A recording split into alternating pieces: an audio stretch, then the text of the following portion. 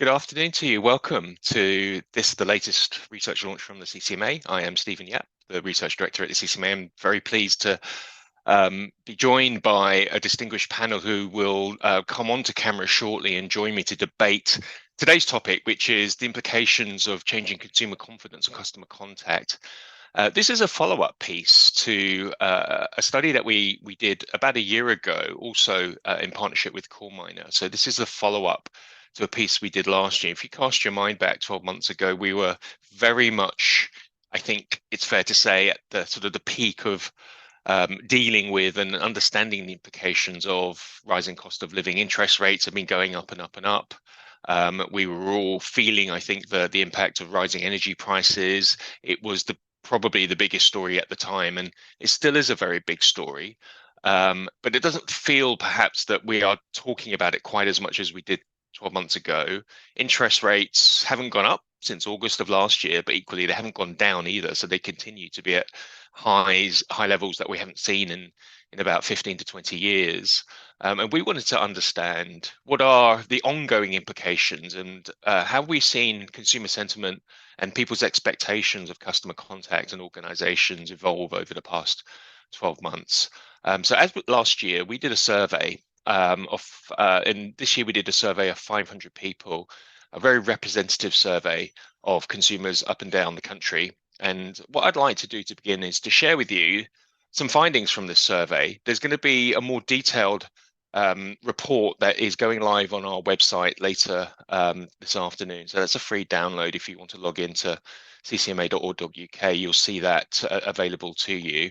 But what I'd like to do is just take a few minutes and share with you some of the highlights. I won't have time to share with you everything from the report, but I'd like to share with you some of the key things that I've been seeing from the survey, and then I'll welcome our panel to discuss. So in a moment, I'll welcome Frank from CoreMiner, Sabina from the London Borough of Barking and Dagenham, and Kelly from the Leeds Building Society. And we've got represented in our panel too, I think, of some of the key sectors that are really on the front foot dealing with residents and customers who are facing rising costs and have been trying to manage and survive through this extended period of rising costs. We've got local government, social housing represented with Sabina, and of course we have mortgages and banking represented by Kelly. So let me kick off with the survey finding. So as I've mentioned, this is a representative survey of people age 18 plus up and down the UK. And the first headline, if you like, is that we are seeing confidence on the rebound compared with, if you like, where we were 12 months ago, but we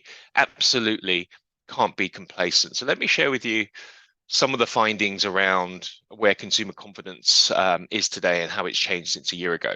So last year, we asked the question in the survey, how confident are you about paying your bills and making ends meet? So this is a way of understanding how people feel about their finances and level of confidence in their finances. And as you can see here, there are a number of answer responses. And on the left are people who feel more confident compared with the past. And on the right, you can see people who feel less confident compared with the past. So last year, we saw that only 25% of people said they feel more confident compared with the year prior to that about their finances, versus 48% of people who said they felt less confident about their finances compared with 12 months prior.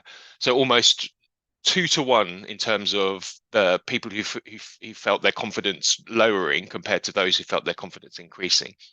So what's the picture in 2024? Well, you can see here that in 2024, we have seen a confidence rebound, so that now 32% of people say that I feel more confident than I did last year. That's gone up from 25 to 32. And the proportion of people who say that I feel less confident compared with last year has gone down from 48 to 34. So that's encouraging. It's cautious good news, I would say. But still, the number of people who say that their confidence in their finances is less than it was a year ago is still greater than the proportion of people who say that their confidence has increased. And remember, this is compared to a year ago, and things were already very bad a year ago. So the fact that 1 in 3 people say that my confidence in managing my money has got even worse since last year is absolutely, I think, a red flag, and something that we must remind ourselves that we're a long ways from being out of the woods. The next question is, across these 5 categories of regular monthly spend, so these are all things that we all spend money on. And these are like regular payments, regular bills that we pay every month. And the question here is, how easy or difficult is it for you to manage your spend in each of these categories? And I've stripped out the people who say it's neither become easier or more difficult. In the blue, you can see the proportion of people who say it's not difficult for me to control my outgoings. In the red are the proportion of people who say it is difficult for me to control my outgoings. So what we can see here is that the most difficult category of spend for people continues to be, and this was the same as last year, continues to be the energy spend. 1 in 3 people say that it is difficult for me to control my energy spend. 1 in 4 people say it's difficult for me to control my grocery spend. So that absolutely continues to be a challenge for many people here in the UK in terms of managing their outgoings. And as you can see here, it does vary across the different categories, but particularly energy and groceries are the areas where people continue to be finding it hard. On a slightly more positive side, the difficulty has, if you like, or the proportion of people who report difficulty with their outgoings has reduced across all 5 categories since last year. So you can see on the left-hand side are the scores that I've just shown you, the proportion of people who say that it is difficult at the moment to control my outgoings versus the proportion of people last year who said it was difficult. And across all 5 categories, it has gone down. So again, that's signs that there is a rebound and that there are people who have found ways to survive and to manage. But in absolute terms, we've still got 1 in 3 people saying I'm struggling to manage my energy costs, and 1 in 4 people saying I'm struggling to manage my grocery spend. So last year we asked, what are some of the things that you have done in order to manage, or in turn to manage your spend? And we saw that 6 out of 10 people said they'd cut down on their gas and electricity usage, and almost actually more than half said that they cut down on their food spending.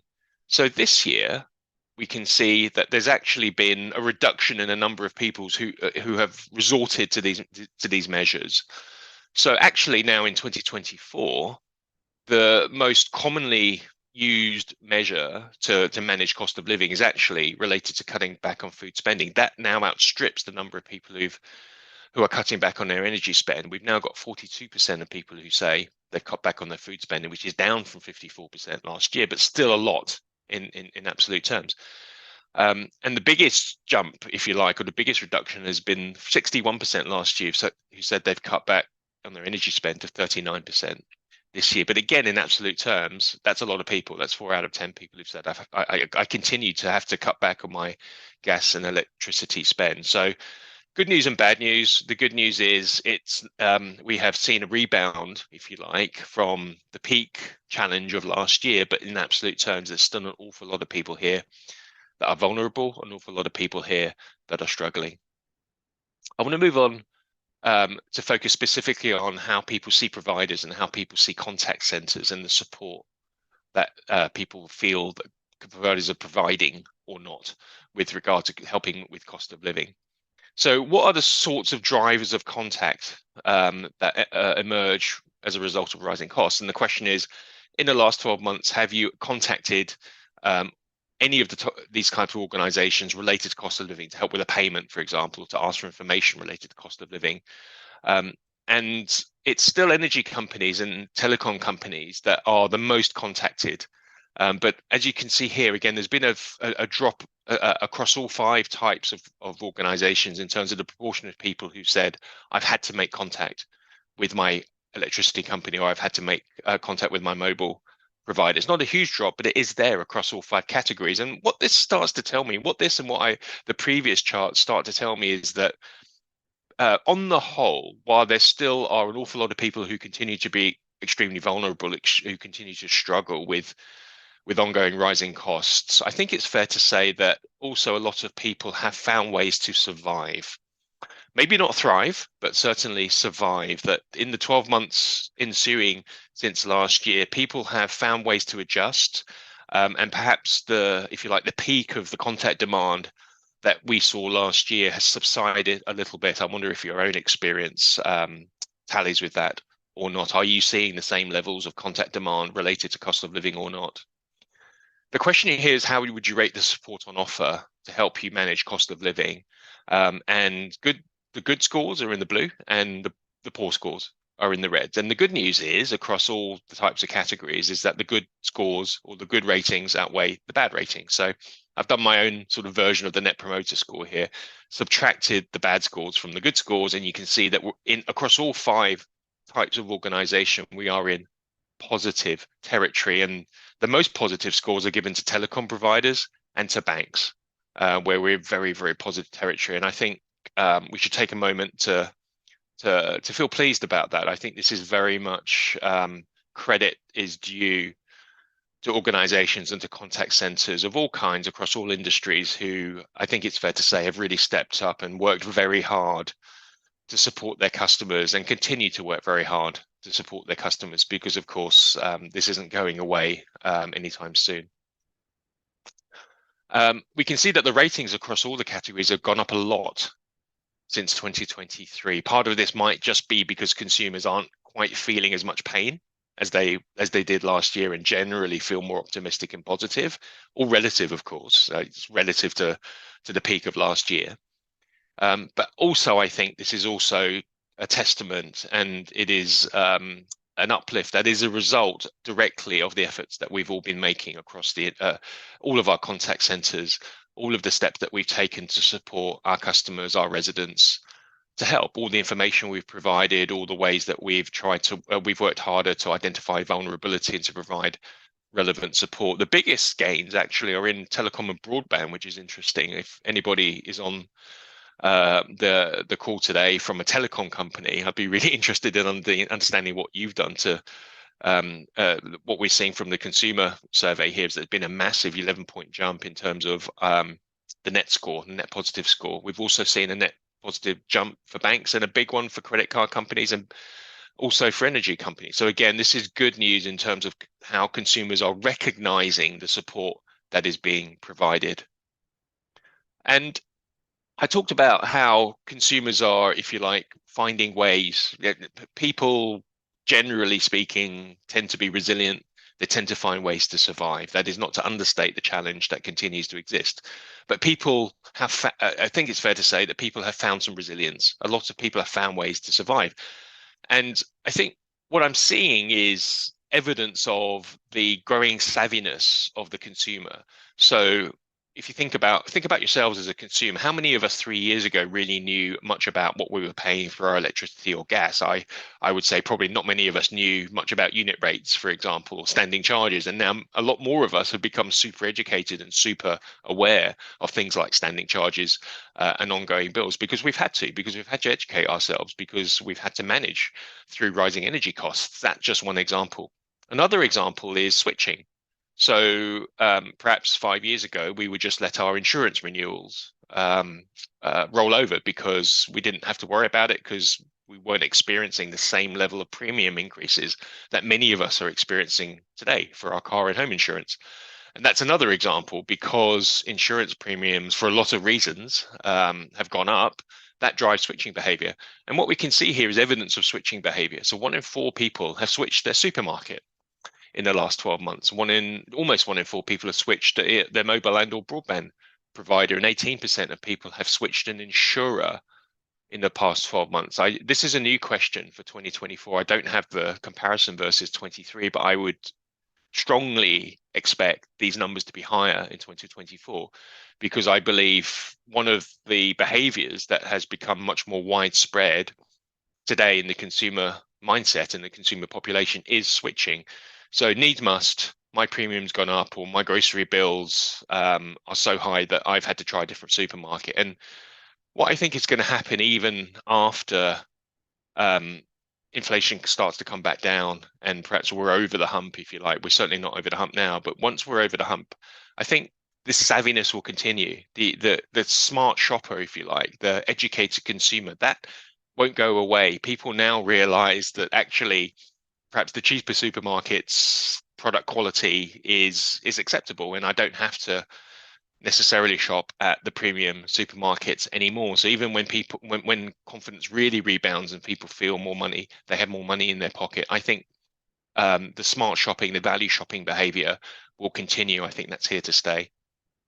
My final set of observations for you today are around something that we introduced last year. We called the proactivity gap. So the question is, what can we do to support our customers and residents better? And one of the themes that we talked about last year, and I want to revisit this year, is this idea of being proactive in not just waiting for customers to contact us, but actually pushing proactively, using perhaps outbound contact to push relevant information to our customers. And as we did last year, we see this year a lot of appetite for this, particularly around things like price changings. Please do contact me if my price is going to change. Contact me if you think I've got a better deal, or you've got a better deal to offer me than the one I am on. As you can see, that the majority of people say that they would be happy to be contacted for all of these reasons, whether it's price change or whether it's to change my payment plan.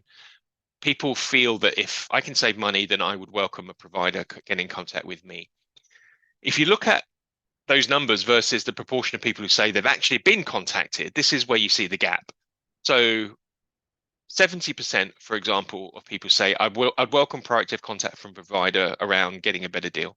Only 25% say that they have been contacted. And here is the gap between, if you like, the opportunity that exists in proactive contact. And these numbers haven't changed very much since 2023 at all. So the gap still exists, and it's still as big as it was last year. And a bit more evidence as to why potentially, as long as it's sufficiently targeted, and as long, of course, as long as it's relevant, people generally will, at least they will say in the survey question that the majority of people say, if you contact me and it's something relevant to me, it will change my perception of you in a more positive direction. 52% will say, if you contact me and it's relevant and it helps me save money, it helps me feel more positive about the provider. Now, there's obviously some caveats on this. It's much easier said than done to be targeted and relevant. I think it's also true to say that people are quite wary of proactive contact. There's a lot of awareness now of scams, of spam, and so it's more important than ever before to cut through that by being targeted and by being relevant. And it's better not to be proactive than to do proactive poorly. Another caveat to add is, I haven't done this in the chart, but this actually is different across age groups. So younger people tend to be more skeptical about proactive contact. So if we are targeting, say, people in their 20s or younger, we have to be more careful, because this group tends to be less outright positive about being contacted. So there are some differences in terms of age cohorts there. But on the whole, I think it's fair to say the proactivity gap still exists, particularly when it comes to managing money, cost of living. There is an opportunity to do outbound, to do content that is pushed to customers. And if it's relevant, customers generally will welcome it, and it might help strengthen the brand perception and therefore the customer relationship. That is a really, really quick tour through some of the highlights of the research. As I mentioned, there is a report with a lot more that I couldn't share with you today that is going live on ccma.org.uk later this afternoon.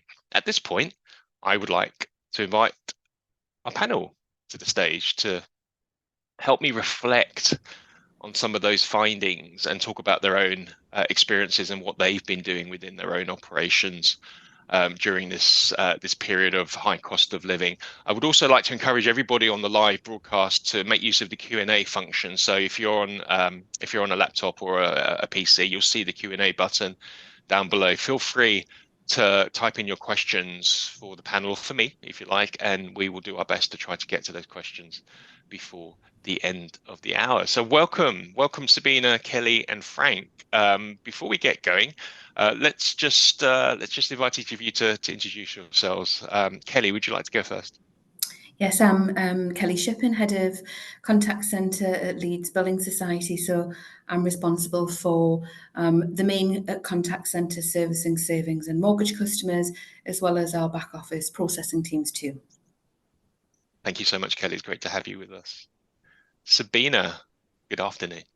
Afternoon. Hi, everyone. My name is Sabina Onwuka. I head a customer services department at London Borough, Barking and Dagenham. That consists of 3 contact centres, and it's always a busy day for us. And am I right in thinking that your borough is one of the most financially challenged and vulnerable areas of the UK? That's correct, yes. Yeah. So I imagine this is a topic that's quite top of mind and you deal with day in and day out. We'll talk about that in a bit more depth in just a moment. Frank, hello, welcome.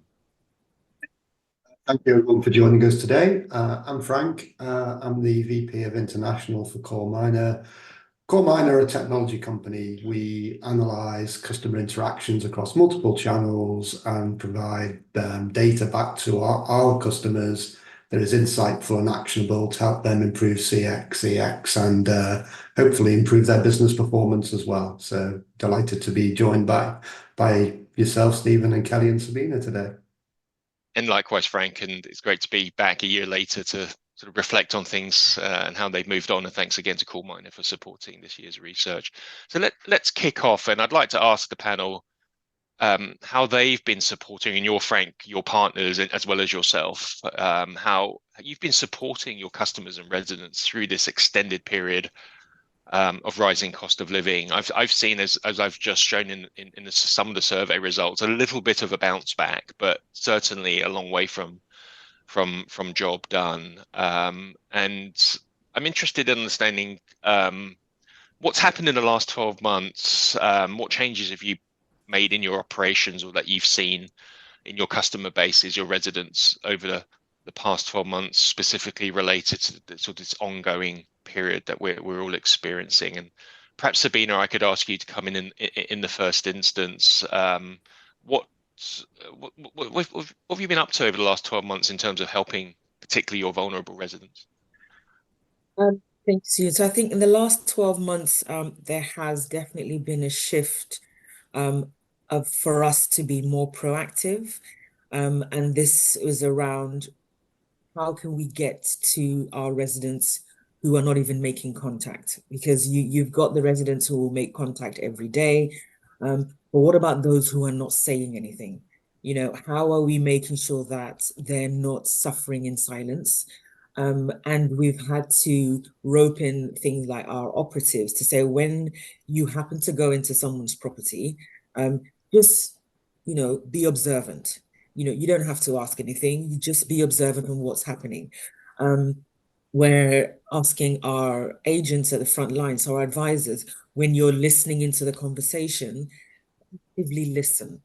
They're saying something, but they're not saying something. So they're saying to you, I'm here to pay my rent, you know, but at the same time, those silences, so we're trying to work around, you know, those odd silences that are there, develop a conversation, and they get to say things that they probably feel much free to, oh yeah, because you started to have a rapport with me over the phone, I'm going to go into more detail. And then before you know it, they're telling you, you know, I used to eat 3 times a day. Now it's about twice. You know, I make sure I fill my stomach up in the morning. That takes me through to about 2 o'clock. And then I eat, you know, have dinner later on.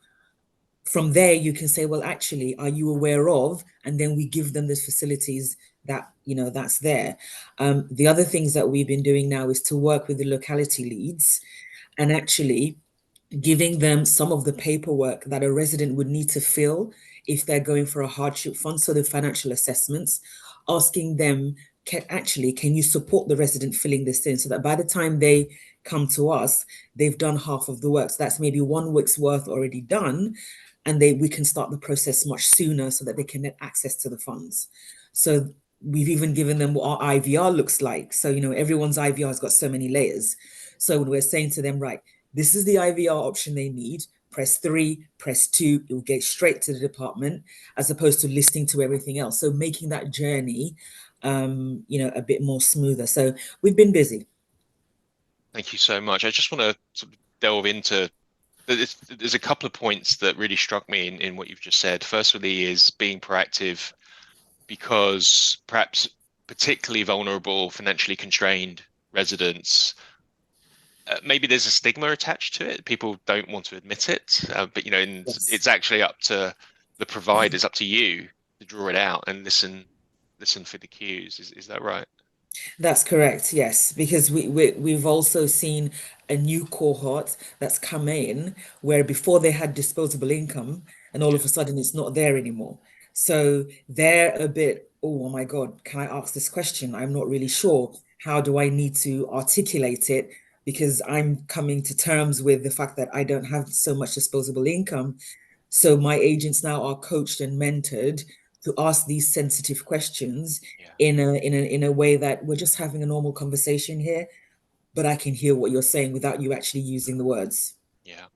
And the other point that really jumped out at me was making it easy and even sort of hand-holding people through the IVR. And I wonder if there is a relationship. Do you see a relationship between people who are particularly vulnerable and perhaps needing more support? Perhaps they don't have broadband, for example, they don't have the same level of digital access, or they don't have the same level of digital capability.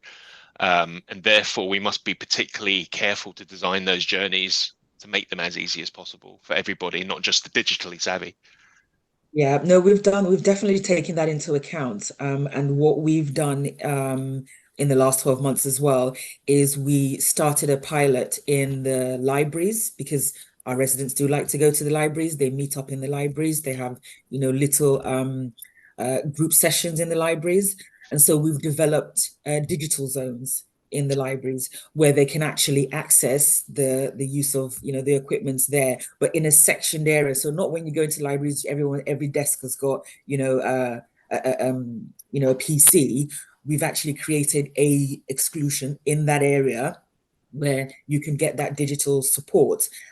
We've also run a pilot where if you actually want to take a laptop home, we're actually using our laptops, that have come out of decommission. They're getting refurbished, and we're giving you the laptop. If you've registered in the library, you're entitled to a laptop. It will have data with it as well. Take it home, use it for a period. And that again allows them to get educated on using that device, because some of them have got mobile phones that they can also use. But if they've used it on a laptop, they can transfer it onto their mobile phone and they know how to continue that service there. So these are some of the things we've done, and it has helped. The take-up is there.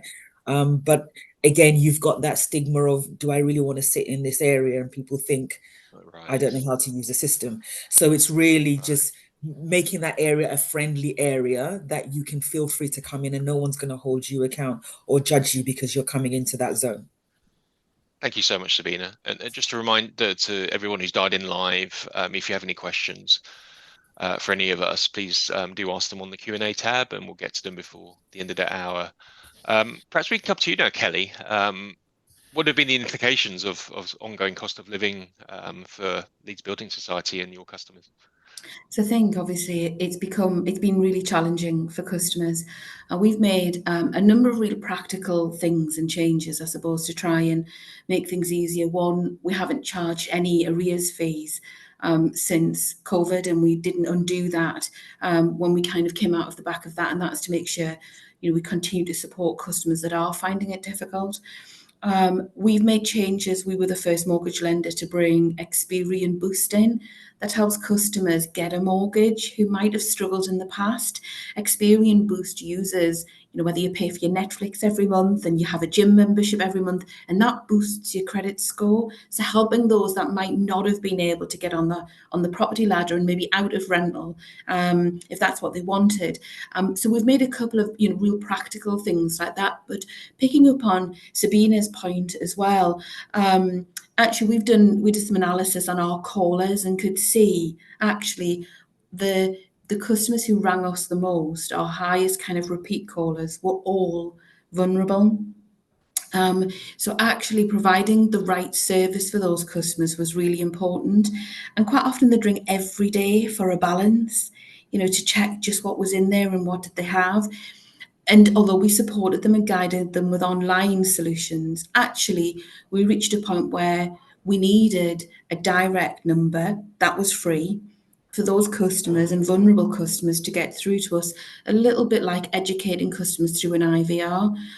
We're a bit smaller, we've been able to put a direct number in, and those customers now, whether they're vulnerable, whether they're dealing with bereavement or struggling, can get straight through to a person. We've invested a lot of time and energy into colleagues. And in training, yes, but also in neurodiversity. 1 in 5 people will have a neurodiversity.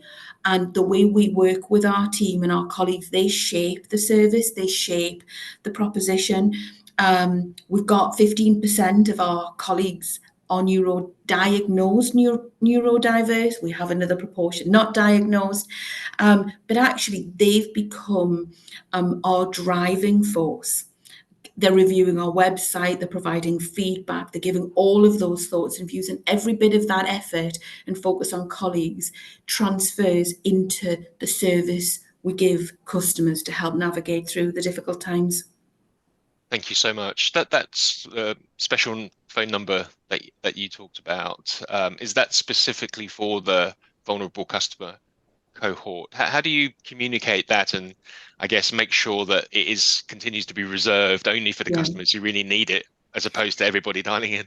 Absolutely. So it's given to customers when they call us. So we're a customer, we engage in that conversation, and the customer's happy to discuss their vulnerability and for us to record it. At that point, the colleague will say, we have a dedicated phone number. That means you don't have to repeat yourself. It's only a small population of colleagues. And then they use that number, and it's not shared more publicly than that. Yeah, thank you so much, Kelly. Frank, you work with a lot of organizations, you have an awful lot of clients and partners. What are some of the patterns and trends that you're seeing in terms of what organizations have been doing to better support? Yeah, thanks, Stephen. I think Kelly and Sabina have summed up quite nicely some of the things that we see across multiple sectors. We see that the advisors are being presented with longer, more complex, sometimes quite harrowing calls, and therefore the investment that organizations need to make to continually coach, monitor, and guide their advisors through this is critical to the outcomes. We also, you touched on it, and we see it quite a bit, the concept of digital vulnerability, in the rush through COVID and the need to reduce operating costs subsequent to COVID. There's a lot of self-service, automation, digital channels have been made available, which is a good thing.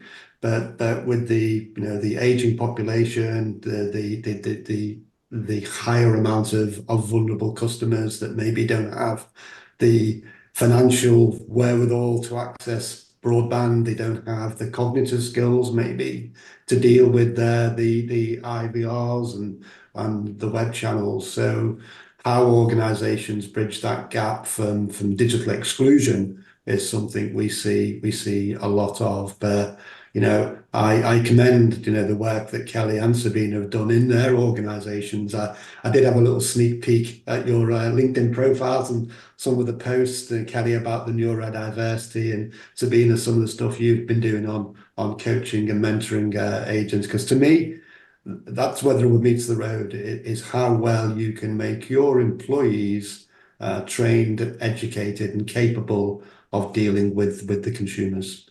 So we see longer, more complex calls. We don't actually see a reduction in, people talk about technology, AI. It's going to mean that everything can be humanless. Yeah, we don't see that. AI yet doesn't have empathy. It doesn't have emotion. And when you're dealing with these complex calls, the human touch is paramount. There's a really important theme that this is really jumping out at me as you're talking, Frank, around, I suppose, inclusion. Obviously, we all know about and are always reminded of the importance of diversity, equity, and inclusion. But for me, the topic of rising cost really brings to sort of fore the idea of inclusion, and remembering that actually there's always a risk of exclusion. So rising costs excludes people financially because they just can't afford things. But I think the theme that all three of you have talked about is we need to be careful that we're not excluding people from being able to access our resources, our contact centers through, as you say, Frank, digital experiences tend to be designed by digital natives for digital natives, and awful lot of our vulnerable customers and residents are not digital natives. I wanted to just probe a little bit further on this idea of how we're supporting our colleagues. So far we talked a lot about customers and residents and consumers, but I think it's a really crucial point that you raised there, Frank. I just want to stay with you on this point for a bit before turning back to Kelly and Sabina.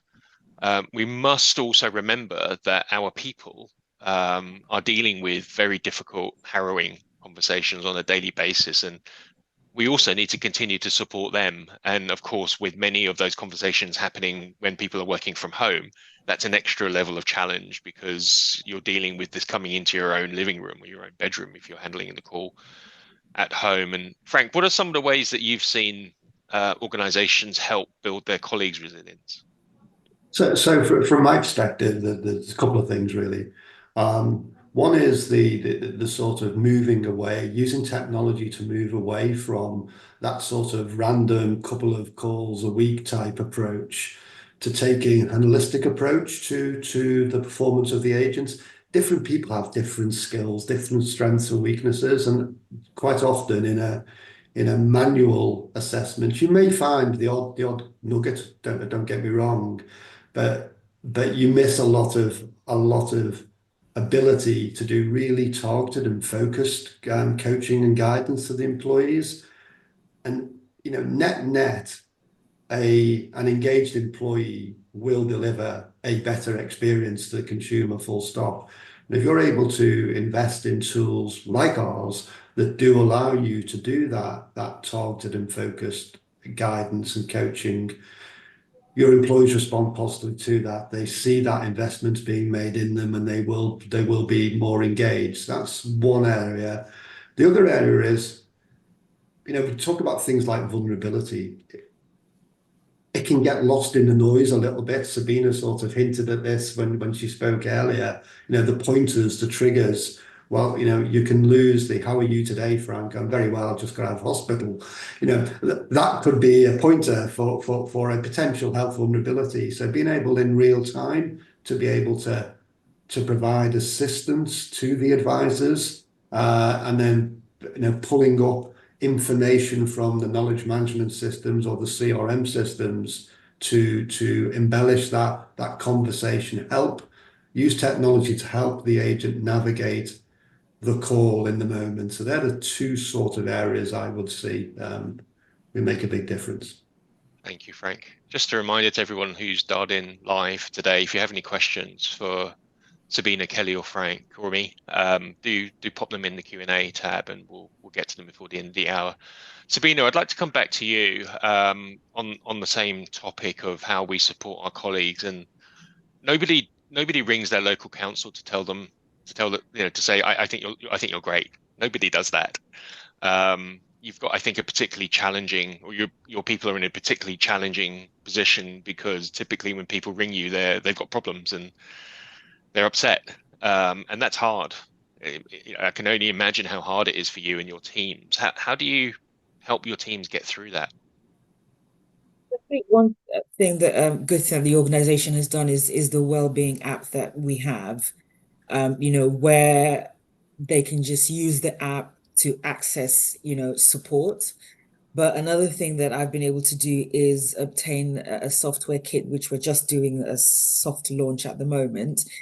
And this kit will help identify when an advisor has had challenging calls, and it will then highlight to the manager, you need to look after this staff. They've had X number of challenge calls, one after the other, because sometimes they're so engrossed in it that they forget to actually take themselves away or ask for that extra 10-minute break to say, I've just had one after the other, I need time to do that. So it's gonna help with that well-being of capturing, because like you said, the old way of going in, look for the call, listen to it, and then come back, the situation has happened, long gone. By the time you're looking after the agent, this is going to be in real time, and it will alert the manager to say, John needs a quick call, check on him. He's had too many abusive customers, or the customers have just not, spoken to him right. Get him off the phone and let him take that breath and capture himself right. So yeah, that's what I've done in the last 2 years. I've been working on that project, and it's just, the soft launch has just taken place. So we're going to monitor and see how that goes. But they're all looking forward to it, because it's not about telling the advisor what you're doing wrong. It's about, this is how we want to support you more now, because the calls are challenging, and because we are all home workers, we want to make sure that we've got everyone together in this, and we're not leaving you out there in Halifax or up north or wherever you're working on your own. We're doing this all together. That software, Sabina, does it use speech analytics to listen to the calls? Yes, it does. Yeah, we've done a lot of tagging. Oh yes, I can imagine. Kelly, same question for you. I can imagine there's nothing more stressful than when you can't pay your mortgage. Your home is at risk, and so your people must deal with people who are feeling that emotion and that fear. And that's hard for your people, I would imagine, as well. How do you help support your colleagues who are dealing with those sorts of conversations? So I think to Sabina's point, the first point is to make sure that they've got the right training in the first place and the right support. And we train on that resilience as well, and actually how to make sure you know what to do and you know when to stop and take some time out yourself. Wellbeing support, and we have mental health first aiders across all of our teams. All of those typical things that you would expect to see. But I think what underpins it most is the fact that we've got two things. I think one is we are very purpose-led, and we talk about that a lot, and therefore understanding and remembering why we do what we do, why we support the customers the way we support them. And I think always coming back to that as a reminder just gives a little bit of balance. But I think for me, the fundamental part is about the team's relationship with one another and the colleagues' relationship with their team leader. Our team leaders, I think, are probably one of the most important roles in the contact centre, because they deal with everything from up and from down and from everywhere aside. So for me, making sure they've created an environment which is open, is trusted, and they feel like they've got that secure space to talk, and whether that's to have a few tears or to do something else. So the team are very, very supportive of one another, and that's something we assess and we monitor. Actually, how supported do you feel by your team and your colleagues and by your team leader? Because actually, if we've got that right, they pick up on 95% of the things. Now, we don't have everybody at home. We have a full hybrid model. Colleagues can work wherever they want, pretty much whenever they want. But I would say we have 70% come into the office every day. And I think it is that support they have around them that they value so much. How does that rate my support work? Is that like a regular survey? How do I rate my support if I'm on the team? Yep. So we do it through our engagement service, but we do it through our activities. We've got some structured activities, lots of forums, lots of groups, lots of people coming forward. So we have a structured way of doing that through our surveys, but actually we have an unstructured way, which is more around what do we need to do more of. And it's that feedback and how we capture what's missing that really tells us how close or far away we are from delivering that across all of the teams. Thanks, Kelly.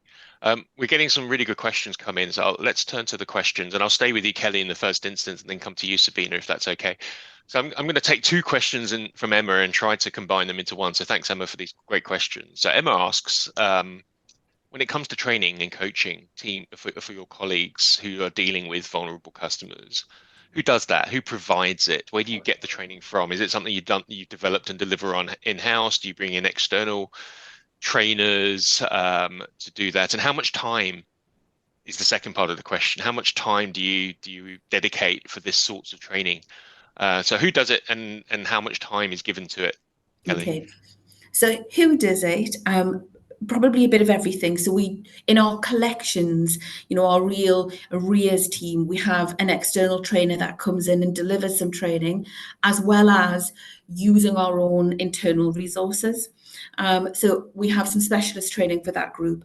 For the rest of the contact centres, it's done internally by our own learning and development team, but we use LinkedIn Learning, we have our own mechanisms and tools that we reach out to support all of that. So from a training point of view, we do try to build it internally. But we have some good charity partnerships. They are really good. Last year we partnered with Dementia. So they've helped us to really refine some of that training. We're now partnered with Bernardo's. We're looking at that from a very different angle. So we use some of the relationships we've got just to make sure that training is doing what we want it to do. And as for the WHO, the main responsibility of coaching on this type of skill set sits with the team leaders. But actually, we have a group of, we call them our senior or specialist customer representatives. And we have a big ethos of peer-to-peer coaching as well. So we carve out quite a bit of time for our colleagues to peer-to-peer coach. They obviously have to meet a certain level, but beyond that, then they support one another and coach one another. And we find pairing similar personalities or characteristics really works and really helps that person to develop and to step up. So a real suite of different choices, really. And I suppose we try to target those based on what the need is or what the challenge is at that time. Roughly, I know it's a hard question to answer because it will vary from individual to individual, but roughly how many hours would you say a frontline advisor spends in a training or coaching environment a week? I would say they probably spend around 3.5 hours a month. Okay, thank you. Sabina, who does your training?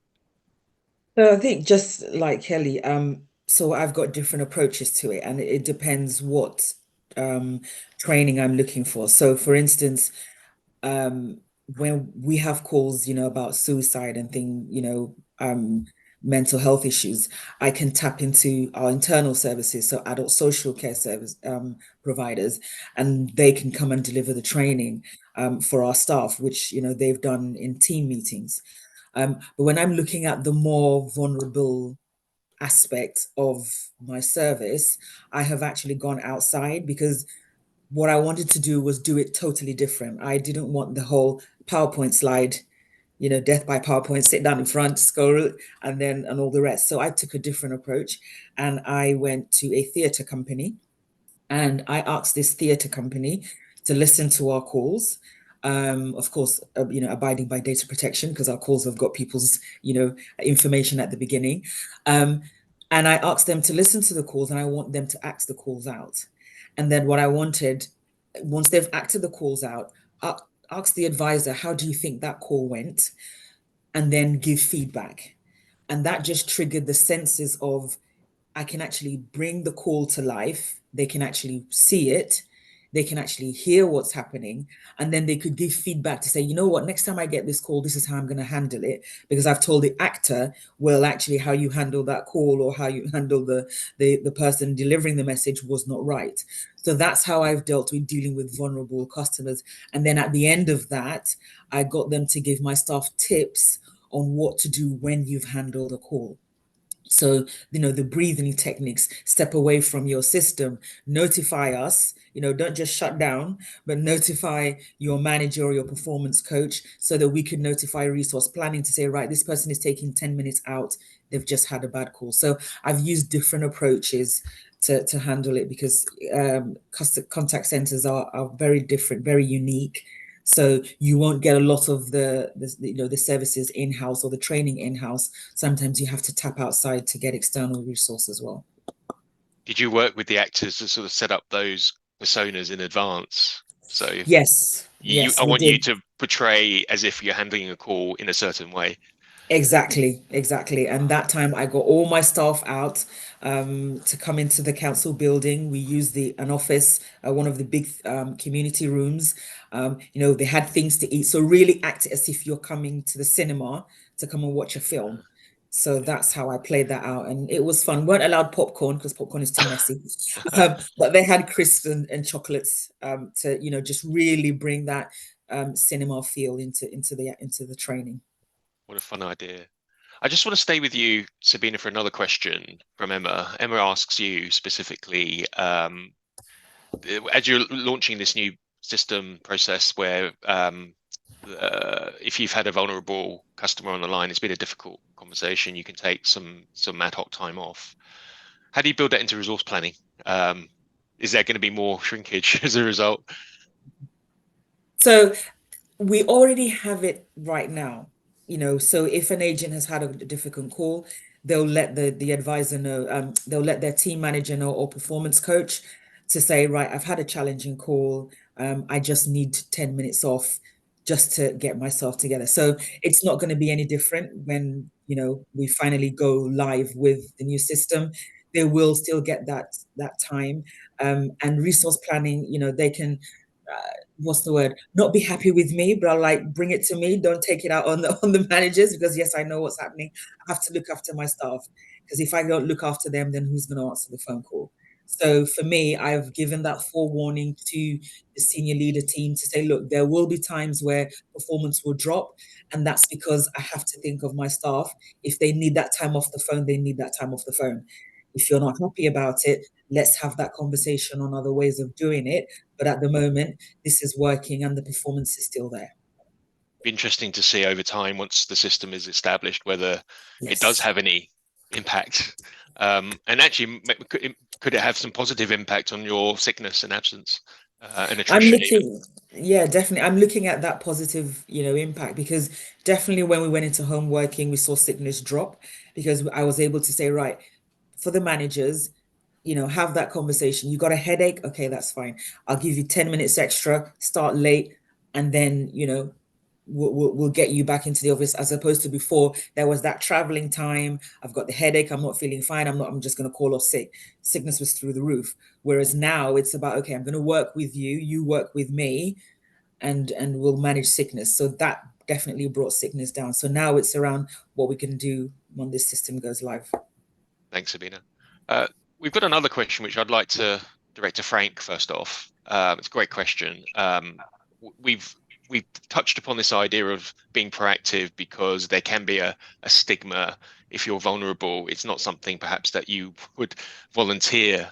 You don't feel comfortable volunteering and offering up, disclosing your vulnerability to organizations. And in your experience, Frank, how are some of the ways in which organizations, contact centers can tackle that and help people get past their stigma so that they can access the help and resources available? It sounds like I really tried to answer this, but it does come down ultimately to the coaching and training that you give to the staff. Sure, technology like our own can help to pinpoint where the triggers are that may otherwise be missed. But at the end of the day, the single source of the truth is what actually happens on these calls, and advisors are only as good as the coaching and guidance that their organizations give them. And, listening to both Kelly and Sabina, I have a slightly different perspective, perhaps because I'm a technology guy.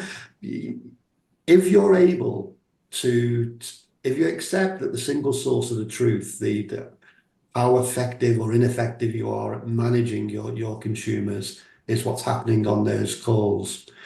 If you're able to take a holistic approach, analyze all of the calls, and get timely, relevant, and consistent feedback to give to the advisors to coach them, I think you end up with a better outcome for the consumer as a result of doing that.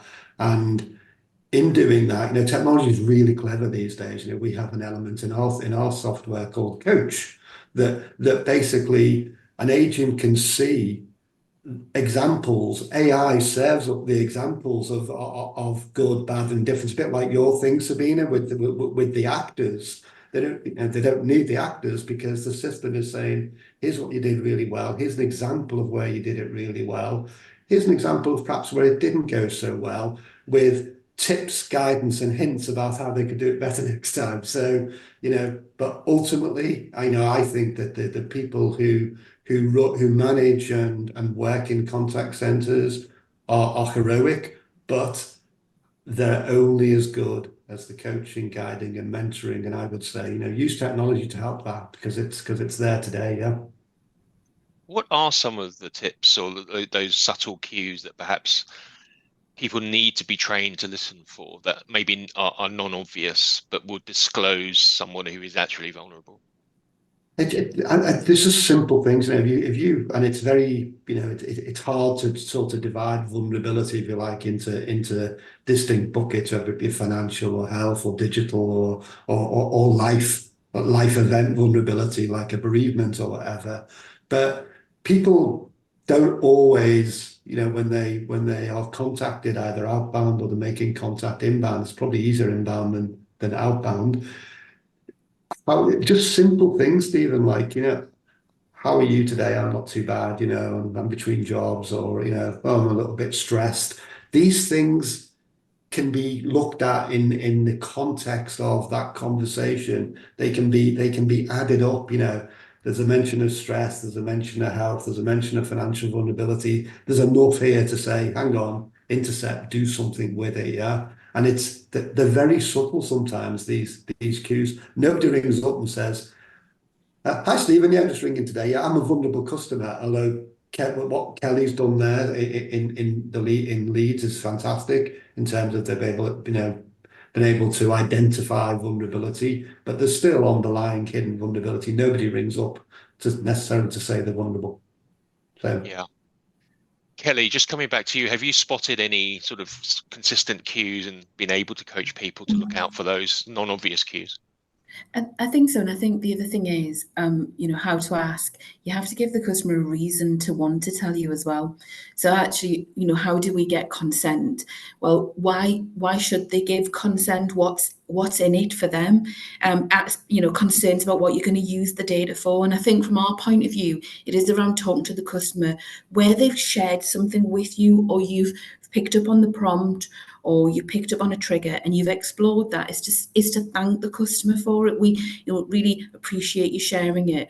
And what we'd like to do, if you're okay with that, is capture that information so you don't need to give it all over again the next time you call. Or if we find that there's something that we have that we think would meet your needs or would help to improve your dealings with a financial organization, we'll share that information with you, and therefore they have a reason to share it. And you can see there's something in it for them, rather than we're going to use it for, you know, all sorts of reasons they might think we might use them for, which will not be true. Thank you so much, Kelly. We're out of time. It's almost 1 o'clock. Wish we had more time. There's a lot more in the report that we didn't have time to cover today, and that will be available as a free download later this afternoon at ccma.org.uk. I hope whether you're dialing in live or on the catch-up stream that you've found some useful insights from today's hour that you can bring back to your own organizations as you continue to work hard to support your customers. And I just want to say thanks to everybody, all the contact centers who I know have been working so hard. And I think there is evidence from the consumer survey that is being recognized by customers and by residents. Just remains for me to thank our panel, Frank Sherlock from Coalminer, Sabina Onwuka from the London Borough of Barking and Dagenham, Kelly Shippen from Leeds Building Society, to thank Coalminer for once again supporting this research for a second year, and most of all to thank all of you dialing in. Thank you very much for your time, and see you on the next one. Take care, everybody.